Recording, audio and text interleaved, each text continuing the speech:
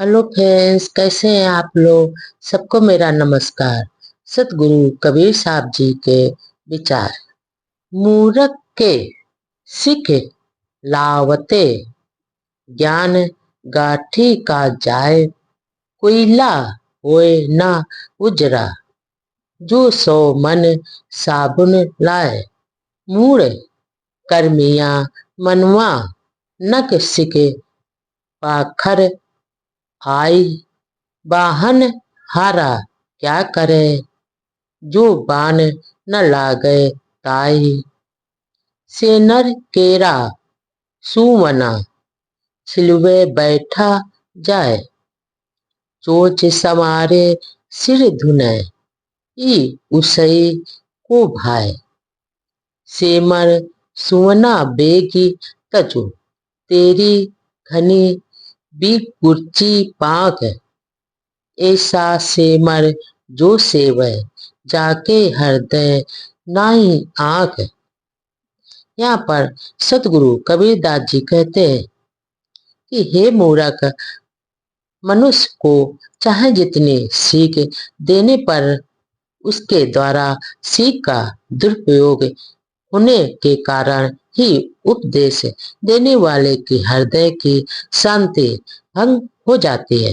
जिस प्रकार सुमन साबुन लगाने से किसी का शरीर भी कोयला उजला नहीं होता है, चाहे जितना वो साबुन लगाए फिर भी वो कोयला का कोयला ही रहता है, कोयला उजला कभी नहीं हो सकता है। उसी प्रकार मूर्ख चाहे जितने मूर्ख इंसान चाहे जितने हजारों उपदेश देने पर भी शुद्ध नहीं होता है। मूर्ख के एड़ी से चोटी तक झूल पड़ी रोत होने के कारण ज्ञानोपदेश रूपी बाण चलाने वाले उसका कुछ नहीं कर सकते। आगे सदगुरु कहते हैं कि चाहे संत गुरुओं की शिक्षा न मानने पर मूढ़ श्रोता को ज्ञान बाण कभी नहीं लगता है। आगे सदगुरु कहते हैं कि सेमल के वृक्ष पर रहने वाला सुग्गा अगर पलाश के वृक्ष पर उड़कर चला जाता है और उसके फल में चोंच मारकर कुछ न खाए तो कितना पश्चाताप उसे होगा कि सेमल का ही भाई या भी है, पर उसको मालूम नहीं है। अर्थात गुरु के ज्ञान के बिना कहीं भी चैन नहीं मिलेगा। आगे सदगुरु कहते हैं कि हे सुग्गे, सारहीन फल वाले सेमल में पेड़ को शीघ्र छोड़ दे, क्योंकि तेरे पंख सेमल की रुई में उलझे हुए हैं, उलझ गए हैं, और जिसके हृदय में विवेक की आंखें नहीं होती हैं वही ऐसे नीरस सेमल फल का सेवन करता है। अर्थात अज्ञानतावश मनुष्य इन सब के चक्कर में हमेशा पड़ता रहता है। सेमर सुवना से या दुई टेढ़ी की आस, टेढ़ी फूटी चनाक दे, सोना चले निराश। लोग भरोसे कौन के बैठे रहे, अरे गाय ऐसे जियर ही जम लूटे, जस मटिया लूटे कसाय।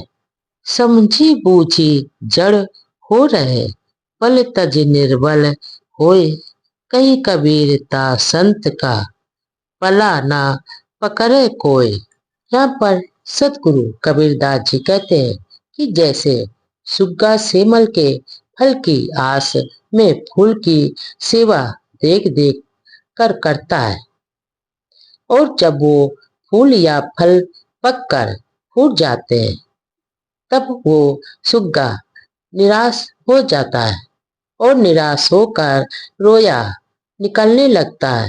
तब सुग्गे भी निराश होकर उड़ जाते हैं।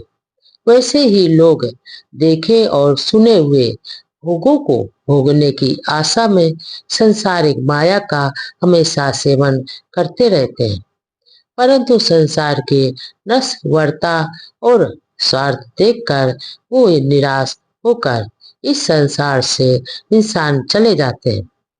आगे सदगुरु कबीरदास जी कहते हैं कि जैसे दैव के भरोसे बैठे हुए आलसी लोगों को वासनाएं वैसे ही लूटती हैं जैसे मांस को कसाई लूटता है। अर्थात जब हाथ पैर हाथ पर हाथ रखे हुए लोग भाग के भरोसे हमेशा बैठे रहते हैं और बैठना बेकार है, वहीं विवेकी मनुष्य साध को जानते हुए भी भोले बन जाते हैं और या अनजान बन जाते हैं, क्योंकि अज्ञानी लोग अहंकार को त्याग कर निर्मानी नहीं हो जाते हैं। आगे सदगुरु कबीरदास जी कहते हैं कि ऐसे शुद्ध निर्मल संतों को कोई प्रपंची नहीं बना सकता है, अर्थात इनका पल्ला कोई भी नहीं पकड़ सकता है। हीरा सोई सराय हिये, सहे घनन की चोट, कपट कुरंगी मानवा, पर खत निकरा खोट, हर हीरा जन जौहरे, सबन पसारे हाट, जब आवे जन जौहरी, तब हीरो की साट, हीरा तहा ना खोलिए, जय कुंजरों की हाट, सजय गाठी बांध के, लगिए अपनी बाट, हीरा परा बाजार में, रहा छार लपटाए, कहते मूरख पछ मुए, कोई पारखी लिया उठाए।